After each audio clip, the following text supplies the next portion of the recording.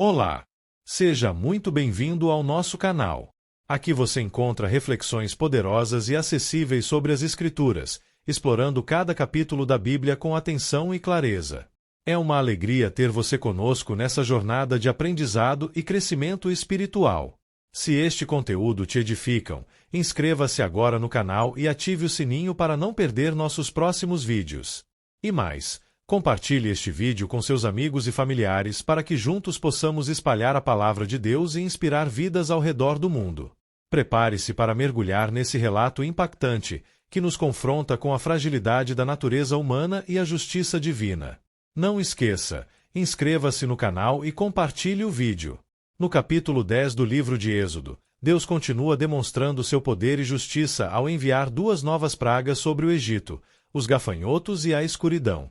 Mesmo após tantas advertências e sinais extraordinários, o faraó segue resistindo à ordem divina de libertar os israelitas. Essas pragas não apenas reforçam a autoridade de Deus sobre toda a criação, mas também evidenciam as consequências da desobediência e do coração endurecido. O relato traz lições profundas sobre fé, submissão à vontade divina e os efeitos da rebeldia contra Deus. Versículos de Êxodo 10 do livro de Êxodo da Bíblia. A praga dos gafanhotos. O Senhor disse a Moisés: Vá ao faraó, pois tornei obstinado o coração dele e o de seus conselheiros, a fim de realizar estes meus prodígios entre eles. 2. Para que você possa contar a seus filhos e netos como zombei dos egípcios e como realizei meus milagres entre eles. Assim vocês saberão que eu sou o Senhor. 3. Dirigiram-se, pois, Moisés e Arão ao faraó e lhe disseram: Assim diz o Senhor, o Deus dos Hebreus: Até quando você se recusará a humilhar-se perante mim? Deixe ir o meu povo, para que me preste culto.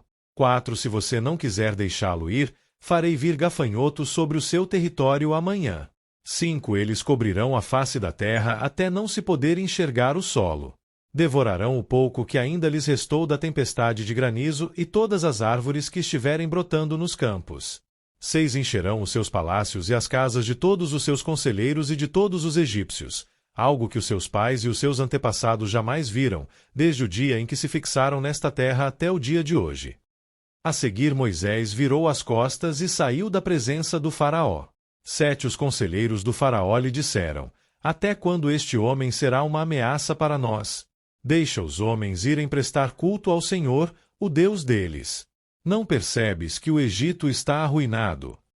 8. Então Moisés e Arão foram trazidos de volta à presença do faraó, que lhes disse: Vão e prestem culto ao Senhor, o seu Deus. Mas, digam-me, quem irá? 9. Moisés respondeu: Temos que levar todos, os jovens e os velhos, os nossos filhos e as nossas filhas, as nossas ovelhas e os nossos bois, porque vamos celebrar uma festa ao Senhor. 10. Disse-lhes o faraó: Vocês vão mesmo precisar do Senhor quando eu deixá-los ir com as mulheres e crianças. É claro que vocês estão com más intenções. 11. De forma alguma. Só os homens podem ir prestar culto ao Senhor, como vocês têm pedido. E Moisés e Arão foram expulsos da presença do faraó.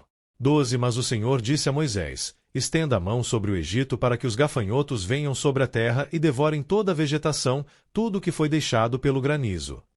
13. Moisés estendeu a vara sobre o Egito, e o Senhor fez soprar sobre a terra um vento oriental durante todo aquele dia e toda aquela noite. Pela manhã, o vento havia trazido os gafanhotos. 14. Os quais invadiram todo o Egito e desceram em grande número sobre toda a sua extensão. Nunca antes houve tantos gafanhotos, nem jamais haverá. 15. Eles cobriram toda a face da terra de tal forma que ela escureceu. Devoraram tudo o que o granizo tinha deixado, toda a vegetação e todos os frutos das árvores. Não restou nada verde nas árvores nem nas plantas do campo, em toda a terra do Egito. 16. O faraó mandou chamar Moisés e Arão imediatamente e disse-lhes: Pequei contra o Senhor, o seu Deus, e contra vocês. 17. Agora perdoem ainda esta vez o meu pecado e orem ao Senhor, o seu Deus, para que leve esta praga mortal para longe de mim. 18. Moisés saiu da presença do faraó e orou ao Senhor. 19. E o Senhor fez soprar com muito mais força o vento ocidental, e este envolveu os gafanhotos e os lançou no Mar Vermelho. Não restou um gafanhoto sequer em toda a extensão do Egito. Mas o Senhor endureceu o coração do faraó, e ele não deixou que os israelitas saíssem. Análise textual. Este trecho de Êxodo 10 narra a 8ª praga enviada por Deus sobre o Egito, a praga dos gafanhotos. Essa praga é mais um sinal do poder divino e um castigo pela teimosia do faraó em não libertar os israelitas. Significado do texto. Primeiro, o endurecimento do coração do faraó. Deus permite que o faraó continue obstinado, para que seu poder seja plenamente demonstrado e contado às futuras gerações de israelitas. Isso reforça a soberania divina e a importância da obediência. Segundo, a devastação completa. Os gafanhotos vêm para destruir o que restou das colheitas após a praga do granizo. Isso significa um impacto direto na economia e na sobrevivência dos egípcios, mostrando que sem a obediência a Deus, toda a terra poderia ser consumida. Terceiro, a tentativa de negociação do faraó. Ele tenta restringir a libertação apenas aos homens, demonstrando que ainda deseja manter controle sobre os israelitas. Moisés, no entanto, reafirma que toda a nação deve sair para prestar culto a Deus. Quarto, o reconhecimento do pecado pelo faraó. Como em pragas anteriores, o faraó admite seu erro e pede a Moisés que interceda para que Deus remova a praga. No entanto, assim que a praga desaparece, ele novamente endurece o coração e recusa-se a libertar o povo. Lições espirituais. A soberania de Deus sobre todas as nações e a necessidade da submissão à sua vontade. A destruição que a desobediência pode trazer, não apenas no aspecto físico, como no Egito, mas também na vida espiritual. A importância da fé e da perseverança, pois Moisés continua obedecendo a Deus, apesar da resistência do faraó.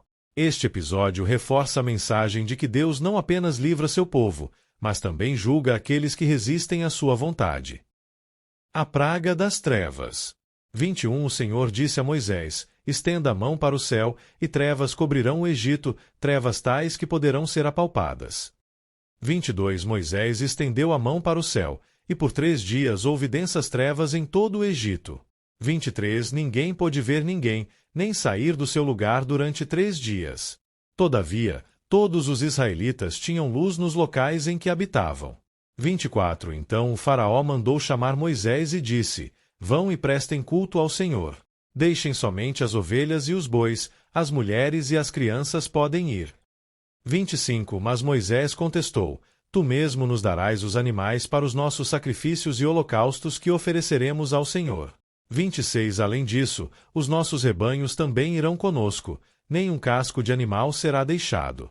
Temos que escolher alguns deles para prestar culto ao Senhor, o nosso Deus, e, enquanto não chegarmos ao local, não saberemos quais animais sacrificaremos.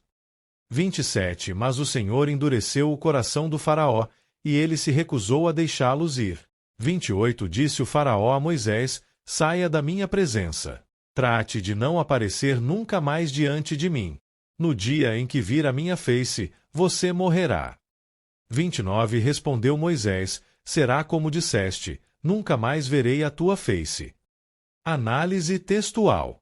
Este trecho de Êxodo 10, 21-29 descreve a 9ª praga enviada por Deus sobre o Egito, a praga das trevas. Essa praga marca um ponto crucial na sequência de julgamentos divinos contra o faraó e seu povo, precedendo a última e mais severa praga, a morte dos primogênitos. Significado do texto.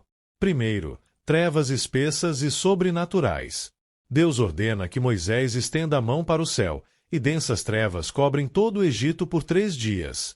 As trevas eram tão intensas que podiam ser apalpadas, significando um ambiente de escuridão extrema e aterrorizante. Isso representava um ataque direto ao principal deus egípcio, Ra, o deus do sol, demonstrando que o Senhor dos Hebreus é o verdadeiro soberano sobre a luz e a escuridão. Segundo, distinção entre egípcios e israelitas. Enquanto os egípcios ficavam completamente paralisados, sem sequer poder sair de casa, os israelitas tinham luz onde moravam. Esse detalhe reforça o propósito de Deus de libertar seu povo e sua proteção especial sobre eles.